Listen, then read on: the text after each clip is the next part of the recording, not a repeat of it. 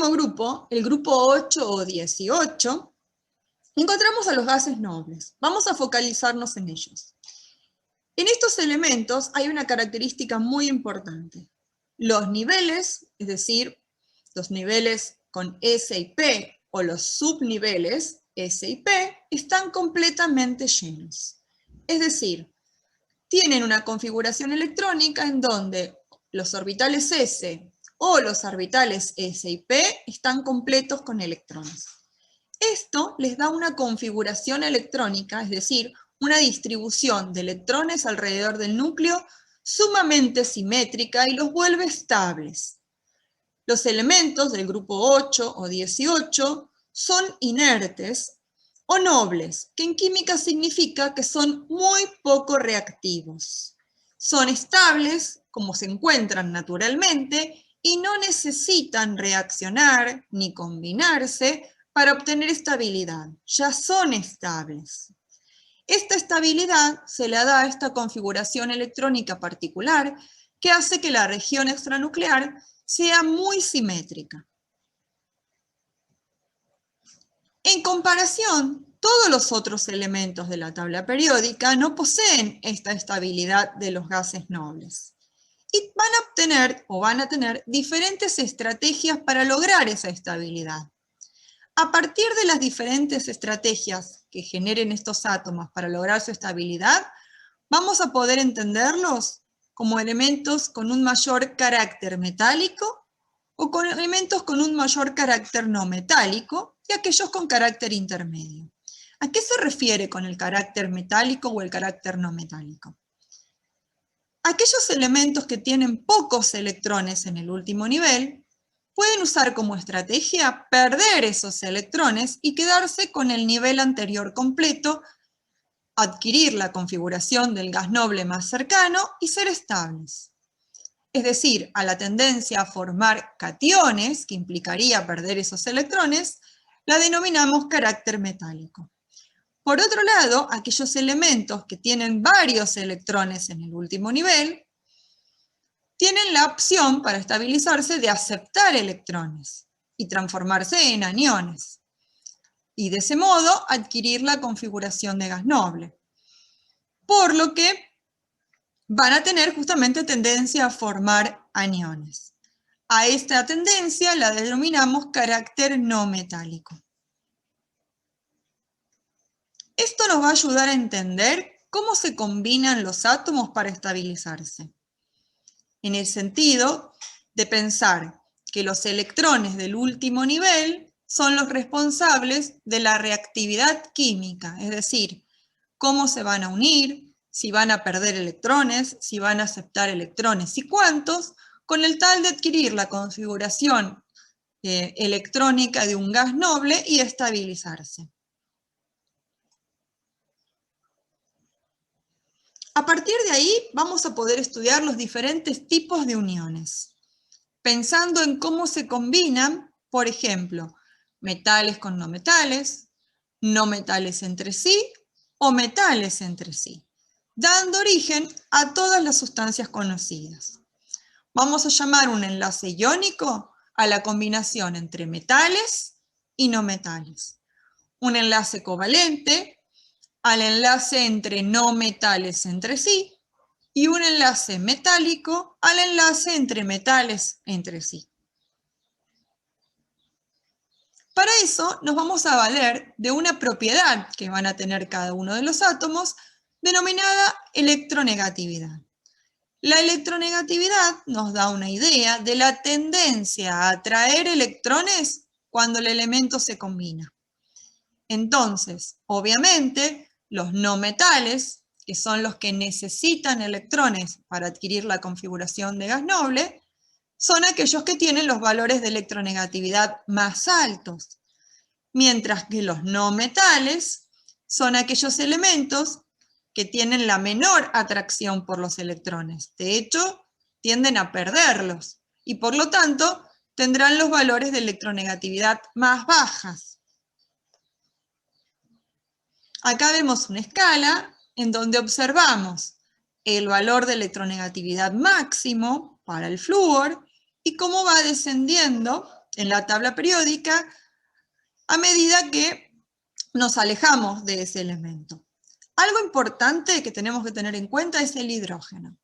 Observen que el hidrógeno, a pesar de ser el primer elemento del grupo 1, habíamos reconocido que no era un metal alcalino, ya que sus propiedades químicas eran totalmente diferentes.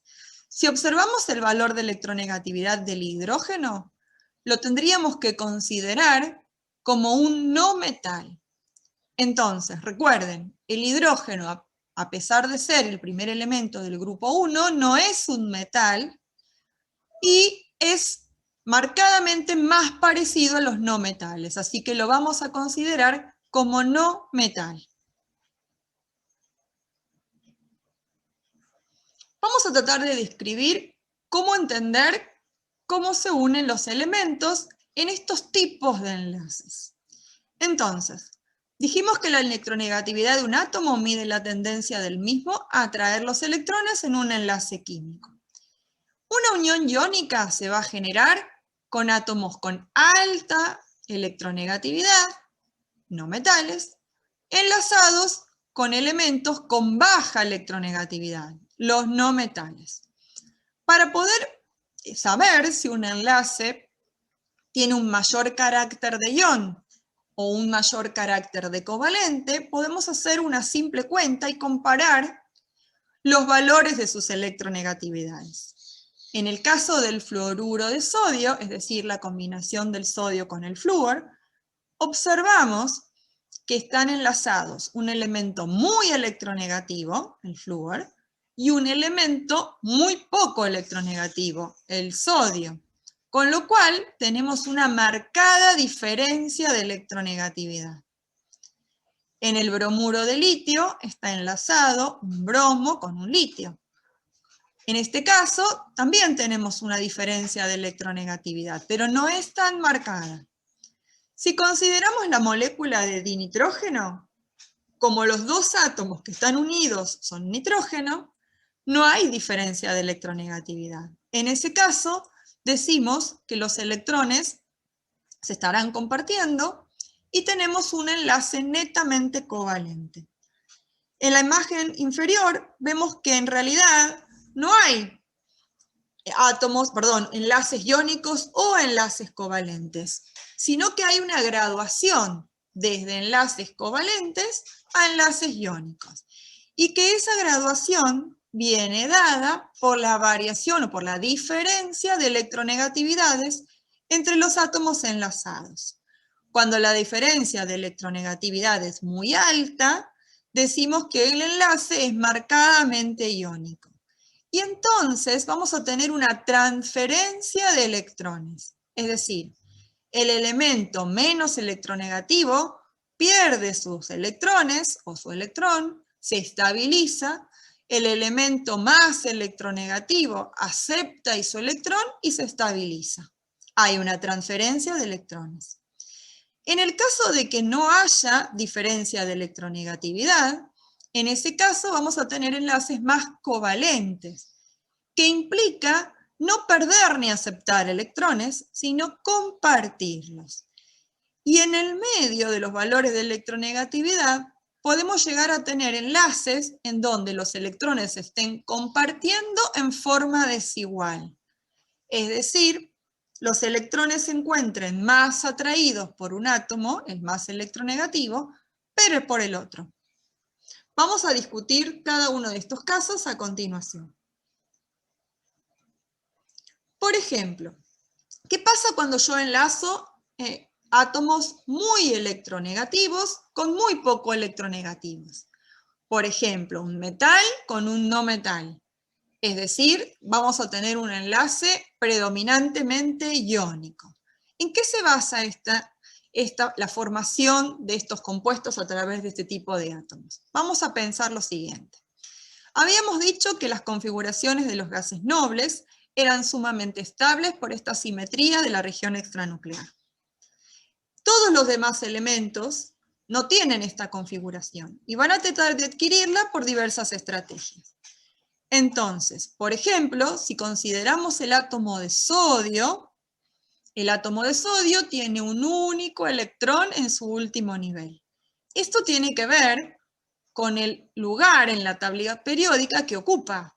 El pertenecer al grupo 1 nos indica que en su configuración electrónica externa, es decir, en el último nivel electrónico, tenemos un electrón. Ese último electrón puede ser perdido y en ese caso quedar con la configuración de 10 electrones estables en semejanza con el neón. En ese caso, a perder el electrón, se transformará o adquirirá una carga positiva, es decir, quedará como el catión sodio.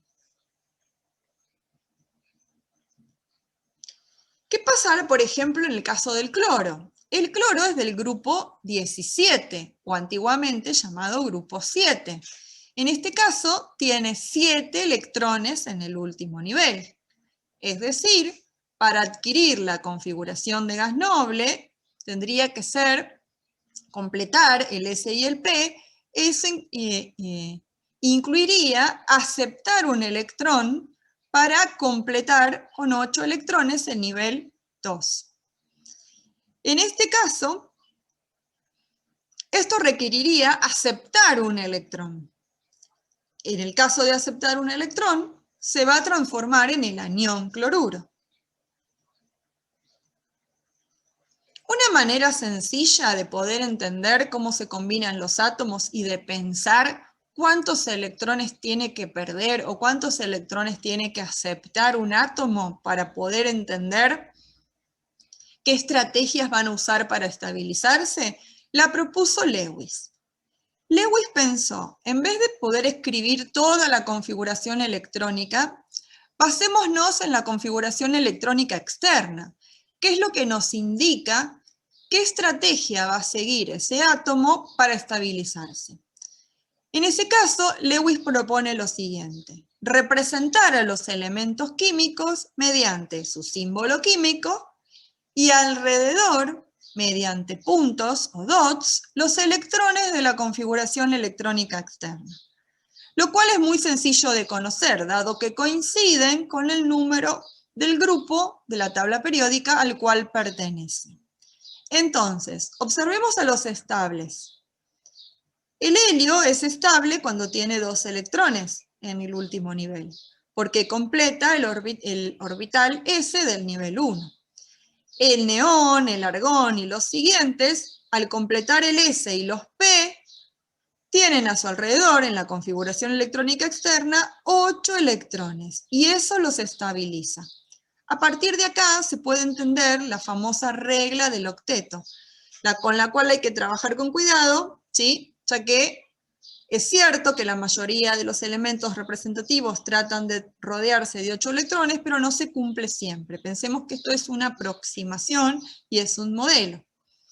Muy bien, entonces, ¿cómo representaríamos a los demás elementos? A los elementos del grupo 1 con un electrón, a los elementos del grupo 2 con 2 electrones, a los elementos del grupo 3 con 3, del 4 con 4, del 5 con 5 y así sucesivamente. Entonces, está claro que a los elementos del grupo 7 les falta un electrón para completar ese último nivel. Y está claro que los elementos del grupo 1, por ejemplo, si pierden ese electrón, quedarían estabilizados. Vamos a verlo con más detalle. Supongamos que hablamos del átomo de sodio. El átomo de sodio tiene esta estructura de Lewis. Son electrones internos más el núcleo representados con el símbolo químico y el último electrón en la configuración externa representado mediante un punto. Acá vemos su configuración electrónica. Tiene 2 electrones en el primer nivel, 8 electrones en el segundo y 1 electrón en el tercero. Este electrón podría perderse. ¿Para qué? Para quedar con el segundo nivel completo, es decir, adquirir la configuración electrónica del neón. ¿Qué pasa cuando el sodio o el átomo de sodio pierde ese electrón? Originalmente el átomo de sodio tenía 11 protones y 11 electrones, por lo tanto su carga era 0. Al quedarse con tan solo 10 electrones, se transforma en el catión monovalente sodio, estable al tener una configuración electrónica análoga a la de un gas noble. Pensemos en el flúor, por ejemplo. El flúor tiene 7 electrones en el último nivel, porque pertenece al grupo 17 o 7. Es decir, que nos damos cuenta que le está faltando un electrón para completar el último nivel. También lo podemos observar de su configuración electrónica. La configuración electrónica del flúor es tener 2 electrones en el nivel 1 y 7 en el nivel 2. Si adquiriera un electrón, completaría con 8 electrones el nivel 2 y adquiriría la configuración estable del neón. En ese caso, cuando eso sucede, si el flúor es capaz de aceptar un electrón, en principio era neutro, y luego al tener 10 electrones en comparación con los 9 protones, obtenemos un anión monovalente, es decir, se transforma en el anión fluoruro. Acá vemos una representación en donde, por ejemplo, un átomo de sodio que tiene la necesidad energética de perder un electrón se combina con un átomo de flúor que tiene la necesidad energética de captar un electrón, hacen trato, es decir, el sodio es capaz de perder ese electrón, el flúor es capaz de aceptar ese electrón. Y en ese caso, ambos son estables. Ahora el sodio es el catión monovalente sodio y ahora el flúor es el anión fluoruro, el anión monovalente del flúor. El enlace iónico está basado en fuerzas de atracción que luego se generan cuando estos iones se atraen. Es decir, la pérdida y ganancia de electrones es una estrategia de estabilización. Eso genera iones. Los iones se combinarán mediante lo que llamamos el enlace iónico. El enlace iónico está basado en fuerzas electrostáticas de atracción de cargas opuestas, las cuales son muy intensas. Son tan intensas que no alcanzan a un solo ion, sino que se extienden a varios iones, generando lo que vamos a llamar estructuras cristalinas. Las estructuras cristalinas son el ordenamiento de cationes y aniones para formar cristales. Estos cristales sumamente estables minimizan las repulsiones y maximizan las atracciones entre iones. Cada ion se rodea de iones del signo contrario, dando lugar a las llamadas celdas o unidades que se van repitiendo en las 3 direcciones del espacio para formar los cristales. Hay diferentes sistemas de cristalización dependiendo del tamaño y la identidad de los iones. Estas estructuras son sumamente estables y dan propiedades químicas y físicas características a los compuestos iónicos. Por ejemplo, dado que la fuerza de atracción entre los cationes y aniones es tan intensa, los puntos de fusión y ebullición de los compuestos iónicos son muy elevados. Además, son de gran dureza.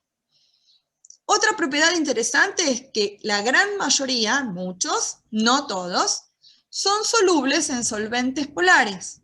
Es decir, por ejemplo, son solubles en agua. El agua, como molécula pequeña y polar, ya lo vamos a discutir, tiene la capacidad de estabilizar los iones separados de la red cristalina. Por lo tanto, puede disolver los cristales. Otra propiedad interesante de los compuestos iónicos es que son frágiles, se quiebran. Y también la propiedad de conducir la corriente eléctrica, es decir, de ser conductores, pero solamente cuando se encuentran fundidos. Vamos a hacer un paréntesis. ¿Cuándo un material tiene la capacidad de conducir la electricidad? Cuando posee cargas y estas cargas son móviles. Si yo tengo un compuesto iónico, por lo general a temperatura ambiente se encuentra en estado sólido, dado que los puntos de ebullición y de fusión son muy elevados. En los compuestos iónicos hay cargas, pero dentro de un sólido estas cargas no están móviles dentro del material. Si yo fundo el compuesto iónico, ahora las cargas son móviles y por lo tanto los compuestos iónicos fundidos sí conducen la corriente eléctrica. No es algo habitual, teniendo en cuenta que para tener un compuesto iónico fundido necesitamos miles de grados. Pero, por ejemplo, si yo tengo una solución acuosa de iones, esa solución acuosa de iones contiene cargas móviles dentro de la solución acuosa, ya que la solución es un fluido. Y por lo tanto, esa solución acuosa será capaz de conducir la corriente eléctrica.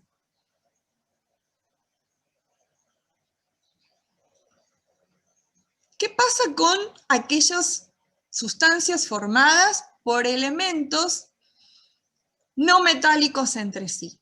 Es decir, aquellos elementos que tienen una alta electronegatividad, es decir, una alta tendencia a atraer electrones. En ese caso, los electrones no se pierden ni se aceptan, es decir, no se forman iones, sino que la estrategia es muy diferente. La estrategia es compartir electrones. Estos electrones se van a compartir de a pares entre elementos no metálicos. Y lo hacen justamente para poder adquirir la configuración electrónica de gas noble. Vamos a poner el ejemplo más sencillo. Pensemos en el átomo de hidrógeno. El átomo de hidrógeno tiene un solo electrón. Si se acercan lo suficiente dos átomos de hidrógeno, entonces esos electrones compartidos ahora ya no pertenecen a un átomo, sino que pertenecen a una molécula, a una entidad que mantiene a los dos átomos estables cuando están cerca.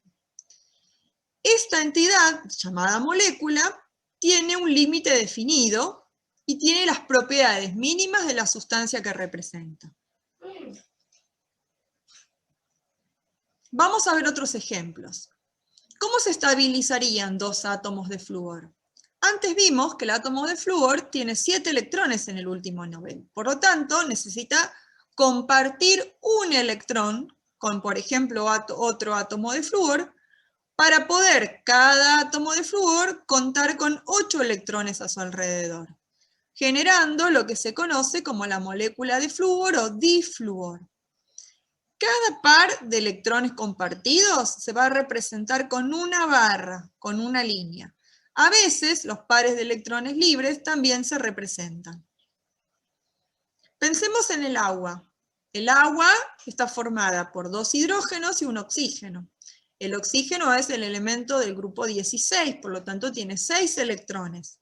Tiene incompleto el último nivel y le faltarían 2. Por lo tanto, un átomo de oxígeno se va a enlazar con 2 átomos de hidrógeno para completar su último nivel, y también el de los 2 hidrógenos, que se completa con 2.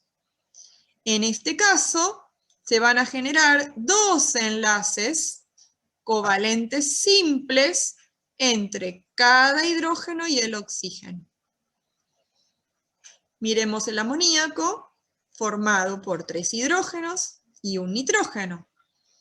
El nitrógeno tiene 5 electrones, todavía necesita 3, así que va a enlazarse en forma covalente simple con 3 hidrógenos. Existen mayor multiplicidad en compartir los electrones. Antes vimos enlaces covalentes simples. Vamos a ver ejemplos en donde tenemos una multiplicidad mayor. Por ejemplo, en la molécula de oxígeno o dioxígeno, que está formada por 2 átomos de oxígeno. Cada átomo de oxígeno tiene 6, por lo tanto, necesita rodearse de 8, le faltarían 2. Es así que 2 átomos de oxígeno se van a acercar lo suficiente compartiendo un par de electrones cada uno, es decir, en total 2 pares de electrones compartidos. Lo representamos con una barrita doble. En la molécula de nitrógeno o de dinitrógeno, como los nitrógenos tienen 5, necesitan compartir 3 pares de electrones, generando un enlace covalente triple. Los enlaces covalentes triples son más intensos y más cortos que los enlaces dobles y a su vez que los enlaces covalentes simples.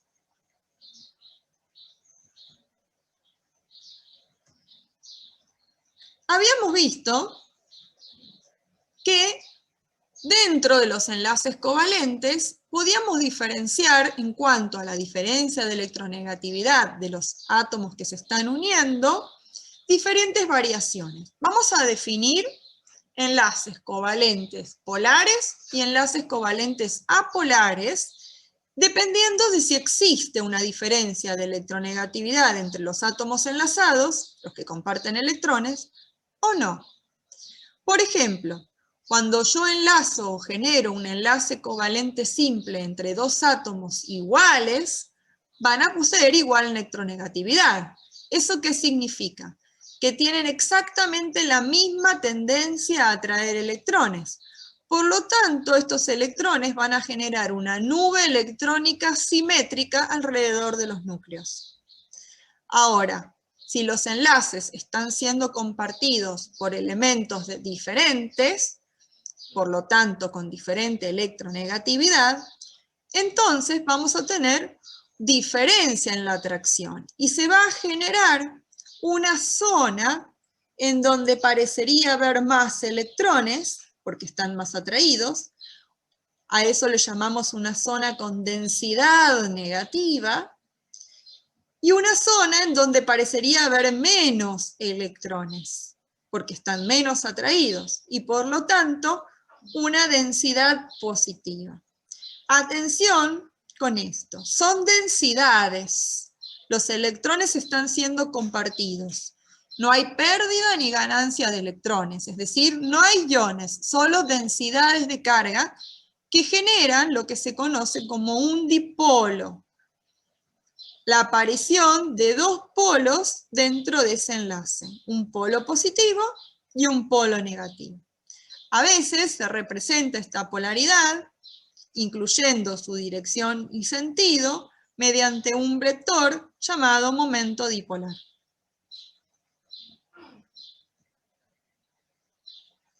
Una vez que estudiamos las sustancias moleculares, vamos a tratar de predecir las diferentes propiedades para estas sustancias. Ahora, lo primero que tenemos que tener en cuenta es que las sustancias moleculares van a estar formadas por moléculas, que esas moléculas están formadas por el enlace covalente de átomos. El enlace covalente de átomos, que es un enlace químico, resulta de compartir los electrones para lograr una estabilidad de todos los átomos que forman esa molécula. Una vez que nosotros tenemos moléculas, podemos pensar qué ocurre entre las moléculas, es decir, estudiar aquellas interacciones o fuerzas que pueden darse entre moléculas.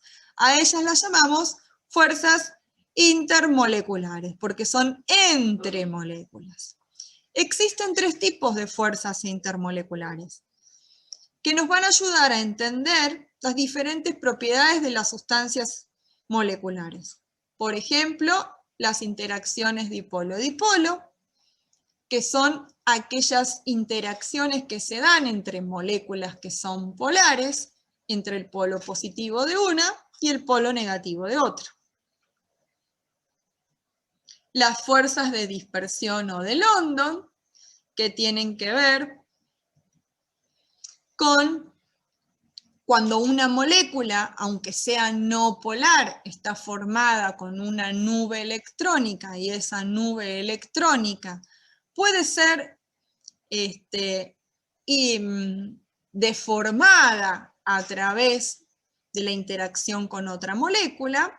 Por ejemplo, si dos moléculas se acercan lo suficiente, como las nubes electrónicas están formadas por electrones, que son partículas negativas, entonces tenderán a repelerse, generando una distorsión de esa nube electrónica y por lo tanto una polarización o la aparición de un dipolo momentáneo o inducido.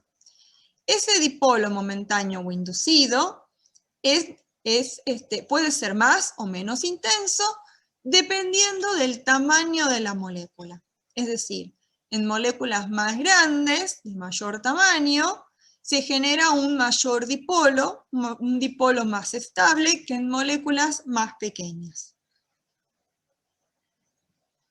Otra fuerza intermolecular que se puede dar es una muy conocida, que es la denominada enlace o puente de hidrógeno. Y se establece entre aquellas moléculas que poseen hidrógeno enlazado a un elemento muy electronegativo, como el oxígeno, el nitrógeno o el flúor. El hidrógeno, al ser un elemento tan particular, poco electronegativo y de un tamaño muy pequeño, puede establecer puentes entre los átomos de oxígeno, nitrógeno y flúor de las diferentes moléculas, ya que son elementos que atraen muchísimo los electrones, son muy electronegativos. Las interacciones, enlace de hidrógeno, son especialmente intensas en moléculas pequeñas.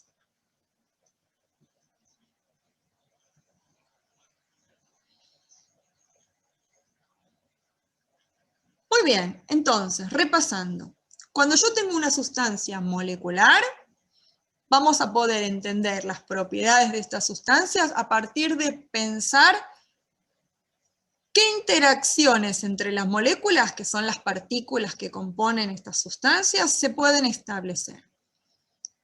Aquellas que vimos son las interacciones dipolo-dipolo, que van a estar presentes en moléculas que son polares, es decir, aquellas que poseen enlaces con diferencia de electronegatividad y que dada su geometría obtengan un momento dipolar total distinto de cero, es decir, sean globalmente polares. Aquellas que se generan a partir de los momentos dipolares inducidos, es decir, las interacciones de London, o si existe la posibilidad de establecer interacciones puente de hidrógeno. Entonces, de ese análisis vamos a entender que, por ejemplo, los puntos de fusión y de ebullición de las sustancias moleculares son muy variados. Hay sustancias que tienen puntos de ebullición y de fusión sumamente bajos porque esas fuerzas intermoleculares son sumamente débiles. En algunos casos esa sustancia se encuentra como líquida porque la intensidad de esas fuerzas intermoleculares son intermedias, o en algunos casos tenemos fuerzas intermoleculares elevadas, los cuales hacen que a temperatura ambiente los encontremos como sólidos. Siempre van a ser bastante blandos, ¿sí? No poseen carga, por lo tanto, no van a ser capaces de conducir la corriente eléctrica. Y para saber si son solubles o no, es decir, si se pueden mezclar con otras sustancias disgregándose para formar soluciones, ahí vamos a tener que pensar lo siguiente. Si la sustancia está formada por moléculas no polares o poco polares, entonces van a ser prácticamente insolubles en disolventes polares como el agua. Y en ese caso van a ser solubles en solventes no polares. Por ejemplo, el benceno, el tetracloruro, el éter, ¿sí? En el caso de que la sustancia esté formada por moléculas polares de tamaño reducido, en ese caso van a ser solubles en agua y en otros solventes polares, mientras que van a ser insolubles en solventes no polares. Para resumir, vamos a pensar lo siguiente. ¿Cuándo dos sustancias son solubles unas en las otras? Cuando las interacciones entre sus partículas sean similares a las que poseen cuando se encuentran como sustancias puras. Entonces, sustancias polares se mezclarán, se disolverán en sustancias polares. Sustancias no polares o con moléculas no polares tenderán a mezclarse con sustancias con moléculas no polares.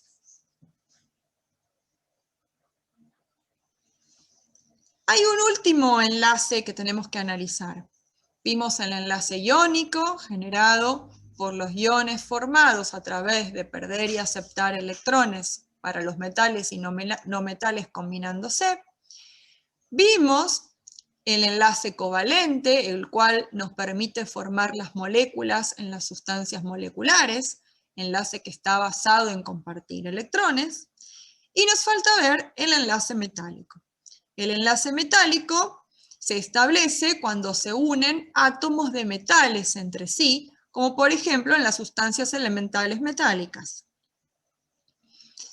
Un modelo para explicar la formación del enlace metálico consiste en pensar que se van a disponer en sitios específicos de una red los núcleos y los electrones internos de los átomos metálicos, mientras que los electrones de la configuración electrónica externa o del último nivel de los metales se van a deslocalizar a lo largo de todo el material, es decir, dejan de pertenecer a un átomo para pertenecer a todos los átomos del material. A eso se los llaman deslocalizados, formando lo que se conoce como nube electrónica de electrones deslocalizados. Esto les da propiedades muy particulares a los metales. Por ejemplo, es un enlace bastante intenso, por lo que los puntos de fusión y ebullición de los metales son bastante altos.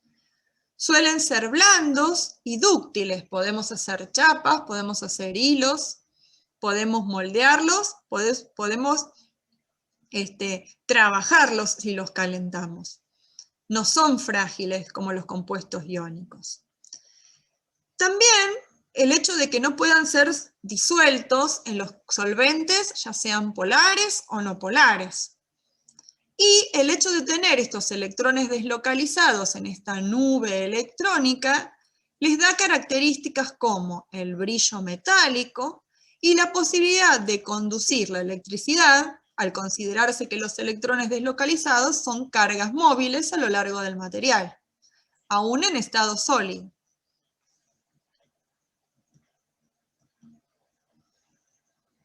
Vamos a ver un resumen. Por ejemplo, ¿cuáles son las partículas constituyentes de las sustancias iónicas? Son iones, denominados cationes y aniones. En las sustancias metálicas son los cationes de los átomos metálicos y los electrones deslocalizados.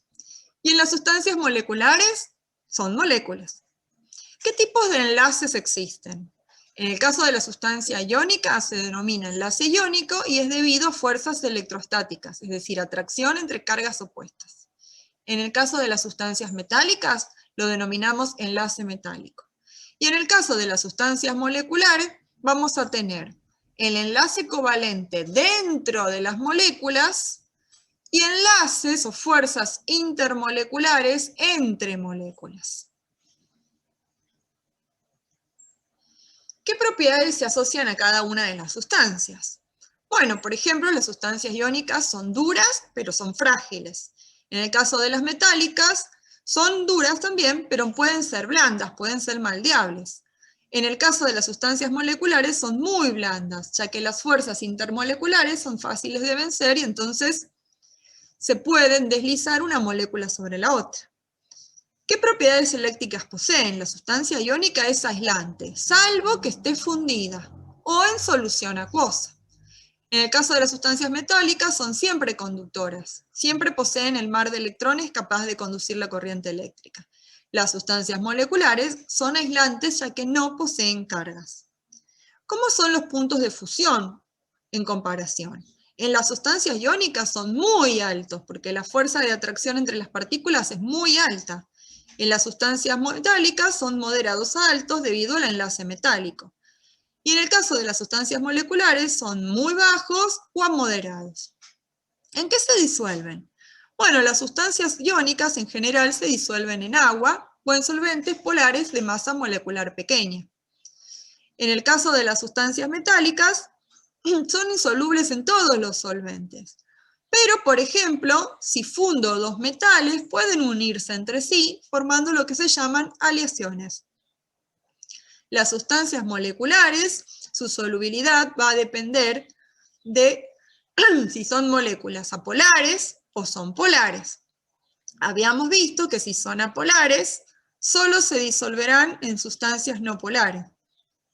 Y que si son polares, solo se mezclarán o disolverán con sustancias polares.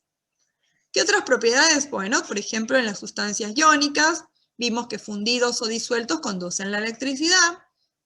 que los metales tienen brillo, que son dúctiles y maleables. Y por último ponemos algunos ejemplos. Para resumir, los invito a pensar todo esto que vimos en este diagrama. Por ejemplo, ¿en qué está compuesto un cristal de cloruro de sodio? Está compuesto de muchos aniones cloruros y muchos iones sodio en una red cristalina, a través de un enlace iónico, que es la atracción entre estos iónicos, muy intenso. Esos iones pueden representarse, o esta sustancia puede representarse por una fórmula llamada unidad fórmula, que es la proporción en la cual están unidos cada ion. Un sodio por cada anión cloruro. Por lo tanto, podemos decir que es un compuesto iónico. En el caso del agua, ¿por qué está compuesto? Por moléculas de agua, en las cuales los átomos de hidrógeno y oxígeno se enlazan por enlaces covalentes fuertes, generando las moléculas de agua. Entre las moléculas tenemos fuerzas. Esas fuerzas pueden ser las de London, que van a ser pequeñas porque son moléculas pequeñas, las interacciones dipolo-dipolo, porque la molécula de agua es polar, y las puentes de hidrógeno, que son intensas, pero no llegan a tener la intensidad de un enlace covalente. Por lo tanto, decimos que el agua es un compuesto molecular formado por moléculas de agua, la cual viene representado por su fórmula. Miremos el flúor. El flúor también es una sustancia molecular, flúor gaseoso, que está formado por moléculas de diflúor, en donde se establece entre los átomos de flúor un enlace covalente, el compartir electrones, enlace covalente fuerte. Y entre las moléculas de flúor hay interacciones de London y nada más, las cuales encima son muy lentas, son muy débiles, dado que el tamaño de la molécula es muy pequeño. Como no es una molécula polar, no tiene interacciones dipolo-dipolo, y tampoco tiene la posibilidad de generar interacciones puente de hidrógeno. Como entonces las fuerzas intermoleculares son muy débiles, lo encontramos como gas a temperatura ambiente, generando moléculas de flúor representadas por su fórmula. Bien, el tema es extenso, los invito a complementarlo con la bibliografía y a realizar la primera parte de la serie de ejercicios de la serie 3.